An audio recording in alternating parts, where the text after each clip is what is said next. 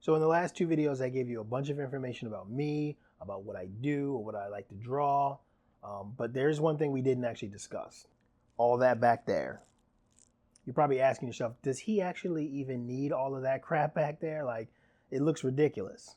And there's a bunch of you that are probably assuming that I'm a gamer and that I need all that stuff just to play video games. But I'm gonna be perfectly honest with you. I don't play video games anymore. I just draw. Aside from video games being super expensive, I was just spending way too much time playing games.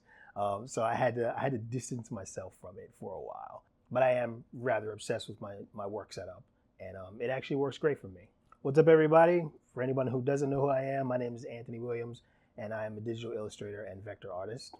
If this is your first time visiting my channel, thank you so much, and hopefully I don't screw up and turn you away. It's only my third video, so I'm still trying to work the kinks out. If you want to see my work, you can go to anthonywilliamscreates.com, and all of my artwork is there. If you want to see more work, just go to my Instagram or my Facebook. So in today's video, we're going to do a deep dive into my setup, the workhorse that provides me with all the resources I need to create these ridiculous pieces of artwork. All that stuff back there actually does have a purpose. I use all of it. It's not just for looks, but a good amount of it is just for looks because I'm obsessed with my workspace, and it has to look nice in order for me to feel inspired enough to create artwork. So enough chatter, let's go in here and I'll show you what I got. Right off the bat, you can see a huge difference between my wife's setup and my setup. It's basically like night and day. So anyway, kicking things off is my laptop, which powers the setup. I'm using the 2019 Acer Predator Helios 300 gaming laptop. Now, for as old as this thing is, it is a serious workhorse, and I've definitely got my money's worth. I'm running an Intel i7 9750H CPU and a GeForce GTX 1660 Ti GPU. Again, this is nothing to brag about. This is an entry-level model, but for my artistic tasks, it gets the job done. Now, I have gamed with it, and I've seen very respectable frame rates and temperatures, and I enjoyed the 144 Hz refresh rate for certain games. But like I said earlier, this is for art and video editing. It is not for gaming. Sorry, fellow nerds. I have failed you. Now, moving on to the monitors, we got the 27-inch Acer KA270H. It's an older monitor. I think it's from 2016. But I got it for free from a friend who was getting rid of it a few years ago. It's nothing special. It's just your typical 60 Hz 1080p monitor. I do appreciate those slim bezels. That makes the monitor look way sexier than some of the older models. Below it sits my massive 40-inch Innocent 40C1R 3440 by 1440 144 Hz ultra-wide gaming monitor. That's a lot to say. You'll notice there's no curve here. It's totally flat. It's got a 21:9 aspect ratio, 500 nits brightness. It's got an IPS screen. Comes complete with AMD FreeSync premium technology. This thing takes your gaming experience to the next level, and I am fully aware of how cheesy and cliche that sounded, but I'm saying it anyway because it does. I gotta be honest, this monitor is the star of my setup, and it's easy to see why. It's Quad HD, so games look great, and it's color calibrated right out of the box. This is my baby, and a purchase I do not regret. So if you're interested in getting this one, the link is in the description below. Now, moving on to the iPad, we got another oldie but goldie here. This is the 2017 12.9-inch iPad Pro. Now, you're probably scrunching your face up like, that thing doesn't even have an M1 chip in it. Like, why are you still using that? It's ancient. And I'm like, friends, I regret nothing. Truth be told, I didn't even have iPad Pros on my radar until I saw footage of Procreate years ago. And then I was like, okay, wait a minute.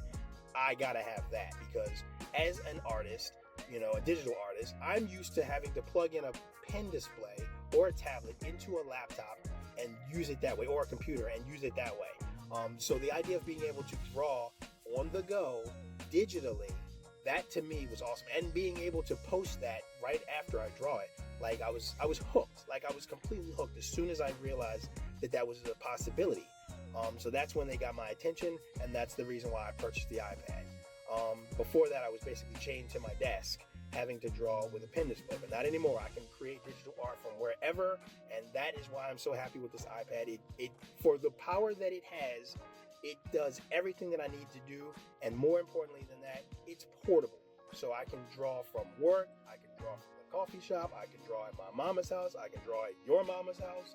The possibilities, yeah, they're endless. So now, just to be safe, I am going to be upgrading one day because I recognize that the battery life on this one is a little worse than I would like, and eventually I will need to upgrade. But for right now, I'm more than content with it. So if you are also in no hurry to break the bank on a new iPad and you're interested in possibly getting a used one, check out Mac of All Trades. Great prices on certified used Apple products. Links in the description below. That's where I got mine. That's where you can get yours. So, how you like that keyboard? That's the Royal Kludge RK61 Pro. Solid steel body. Gateron brown switches for me because I like the tactile feel. It's got a real nice heavy weight to it. It can be used wirelessly or wired. Lots of lighting modes. It's just a fun little keyboard. I'm glad that I have it. Now next to it is my mouse of choice, the Logitech G602. A lot of people have probably used this one before. It's a very popular mouse. Like the keyboard, this mouse is on the heavier side, so it weighs in at around 5.7 ounces. I personally love a heavier mouse. I also love the programmable keys on the side. I can launch programs with them. I can do key bindings. It's just a solid mouse all around, and it has a great battery life to boot. Now, the two new additions to my setup, which basically completed it for me, which took me to end game when it comes to my setup, come from the company FluidStance.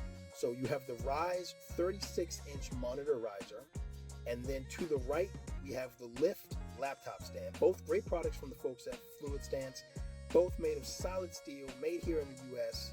And if you look down below, you can see that I've got a soundbar tucked away in there.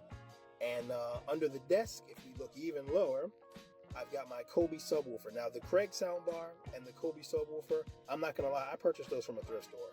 No shame in my game. If I can save a little bit of money on tech, that's what I'm going to do. So that's what I did. And they work perfectly fine. And now, to end it, we also have the Violator sitting here lurking around my desk, scaring people away. But that's it. That's my setup.